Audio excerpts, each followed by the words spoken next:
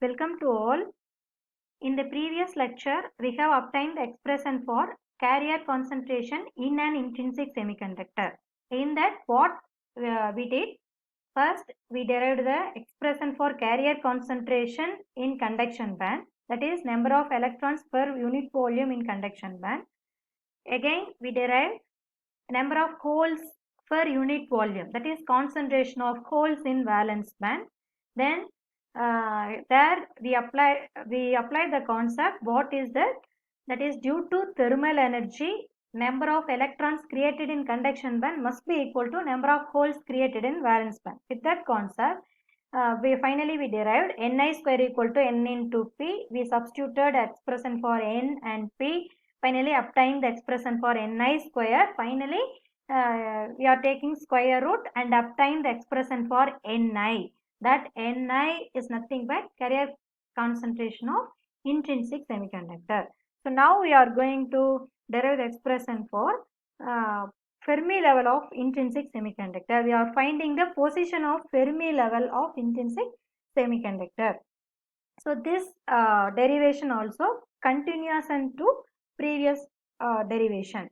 So here what we are applying the same concept, that is in an intrinsic semiconductor, density of holes equal to density of electrons. In other words, concentration of holes equal to concentration of electrons. We already obtained the expression for concentration of electron in conduction band. So this is the expression we obtained. So this must be equal to density of holes or concentration of holes in valence band. So here we are just simplifying this expression. So this 2 and this 2 getting cancelled. Similarly, this except Me star power 3 by 2 and this NH star power 3 by 2. The remaining term getting cancelled on both sides. So what are the remaining terms? Here Me star power 3 by 2 e power Ef minus Ec by Kt. Here we can use Kt or K subscript B T. This K or K subscript B both represent Boltzmann constant. We can represent simply K or K subscript B. Both represent Boltzmann constant. Okay. Here the remaining term mH star power 3 by 2 e power Ev minus Ef by Kt. Here here we are bringing this Me star power 3 by 2 into denominator. So what we are getting? mH star by Me star power 3 by 2. And then we are bringing this exponential this term into left hand side, this side. What we are getting? Exponential Ef minus Ec minus Ev plus Ef by Kt. Kt is constant. Then we are simplified Ef plus Ef 2Ef. 2Ef minus Ec minus Ev by Kpt. Then we are taking log on both sides. So log mH star by Me star power 3 by 2. Log exponential, log and exponential, this term can't come. So the remaining one is 2 Ef minus Ec minus Ef, Ev by Kt.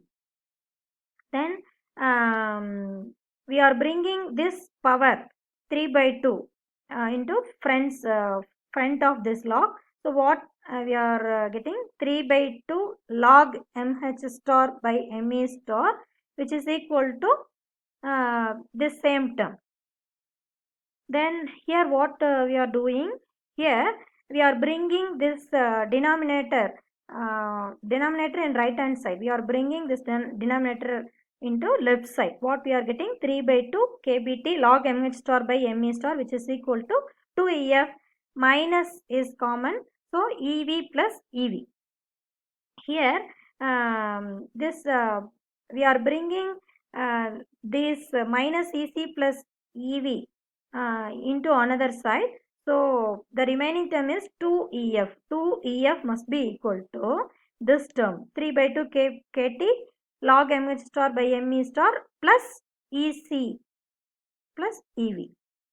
Then we want position of Fermi level. So we want Ef. EF equal to EC plus EV by 2. This 2 comes denominator. Plus 3 by 4. This 2 into 2, 4. 3 by 4 kpt log mh star by me star. Here, if this effective mass of hole and effective mass of electron is equal, this expression become that is log 1. Log 1 value is 0. So automatically the second term in the expression for Fermi energy becomes 0. So the remaining term is EF equal to EC plus EV by 2. So this term, the value of this term is 0. So this is the final expression for Fermi level of an intrinsic semiconductor. This expression shows that is Fermi level is located in between, exactly in between valence band and conduction band. So this is the result we are obtained from this expression. That is Fermi level is located exactly in the middle of valence band and conduction band of intrinsic semiconductor.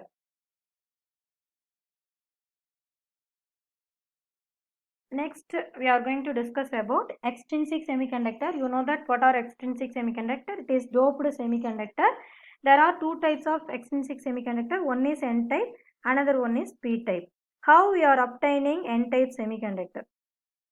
That is, whenever you add a small amount of pentavalent impurity with the pure semiconductor, it becomes N-type semiconductor.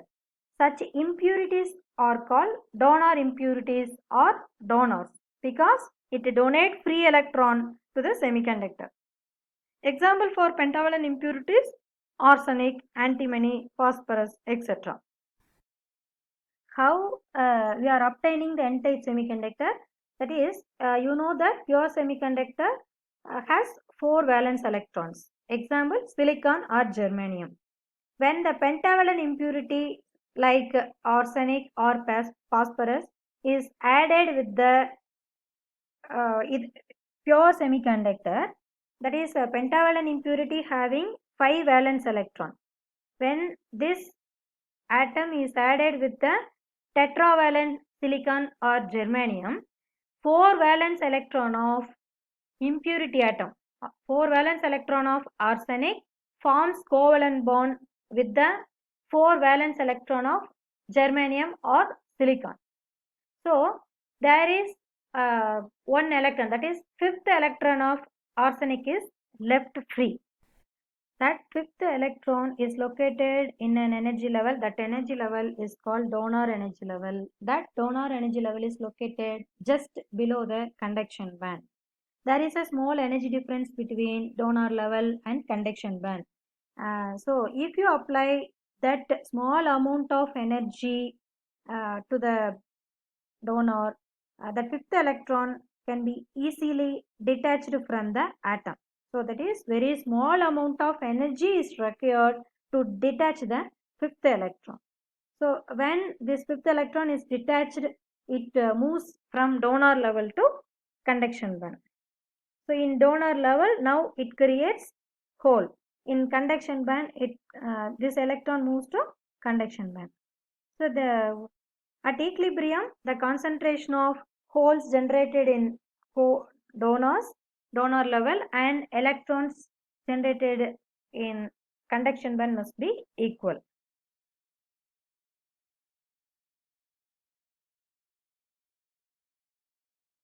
In this figure, we are clearly seeing, so this is germanium atom. It has 4 valence electrons. This middle atom is impurity atom. This is either phosphorus or arsenic. So this middle atom having 5 electrons. So this 4 valence electron of impurity atom forms covalent bond with the 4 valence electron of pure semiconductor or parent material. So this impurity atom has one more electron, that is 5th electron, it is left free. So if you apply small amount of energy to the semiconductor, this 5th electron can be easily detached from the atom. So this is the donor level. If you apply small amount of energy, this 5th electron is transferred from donor level to conduction band. At equilibrium, the concentration of holes in donor level must be equal to concentration of electron in conduction band.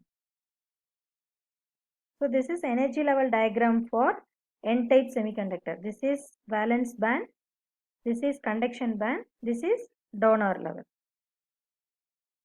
The energy gap is this one, that is the energy difference between valence band and conduction band. This is energy level diagram. It may be asked in 2 mark question. Draw the energy level diagram for an N-type semiconductor.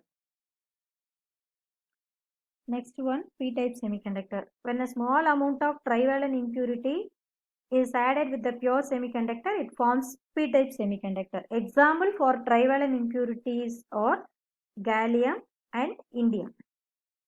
Such impurities are called acceptors or acceptor impurities. So here 3 valence electron of impurity atom is forming covalent bond with the 3 valence electron of pure semiconductor. The 4th electron of pure semiconductor is unable to form covalent bond. The incomplete covalent bond being short of 1 electron. This missing of electron is called hole.